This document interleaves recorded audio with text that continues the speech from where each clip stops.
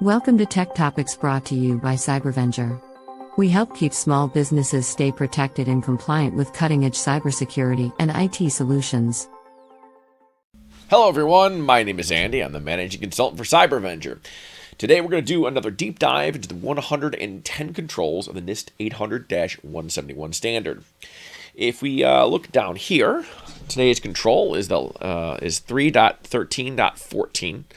And that control says, control and monitor the use of voice over internet protocol technologies.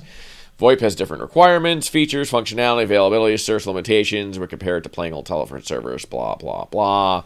It's not super relevant information. Okay, so VoIP. Modern phone systems in business are all VoIP. I mean, a lot of home systems are VoIP. I think we're all pretty familiar with this finally at this point.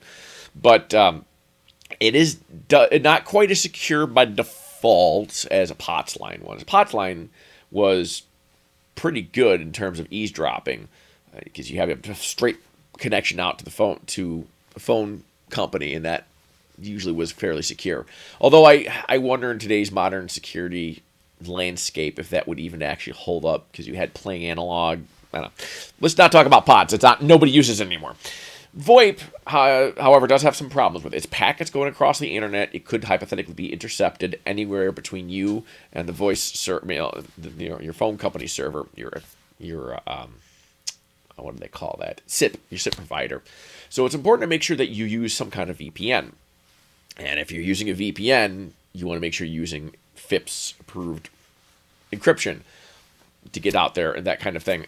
You also want to make sure that the phone systems themselves are controlled and managed. So we've talked about management, right? Management means you can apply policy, that you can get reporting, visibility, you can updates are being done regularly. VoIP phones are little miniature computers. Like I said, anything on a network is a computer, right? Your phone's a computer, a little temperature gauge that talks over the internet's a computer. Everything's a computer. Your phone's also a computer. And it has firmware and it has other potential vulnerabilities that must be supported by a vendor. They must be protecting and looking for security vulnerabilities and patching them in a timely manner and releasing those patches. If you require support to get those patches, then you have to have support.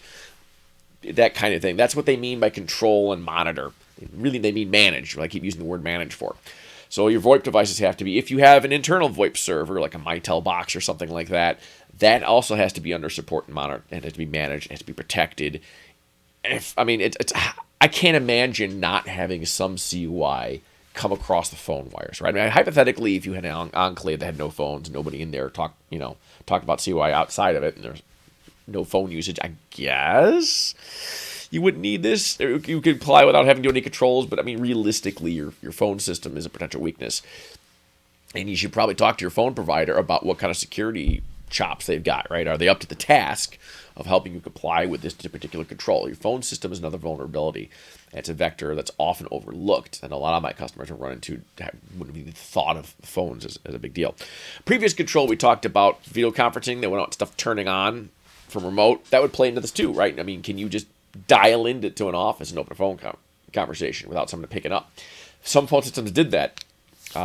I remember I used to have a client that had an Nortel system. You could do that. You could punch an extension, it would immediately connect in. You could just start talking in the room over speakerphone, and you could hear what's in that other room.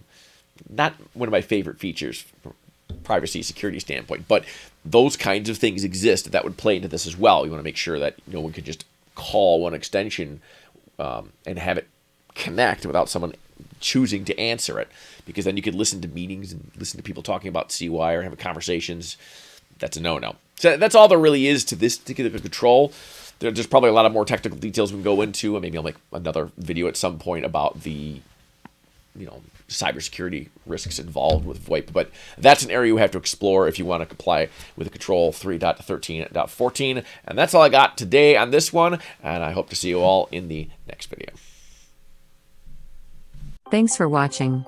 We hope this video has provided valuable information to you.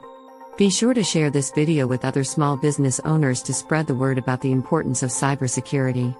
As always, don't forget to like and subscribe for more videos like this. If you want more information about cybersecurity, visit us at www.cybervenger.com.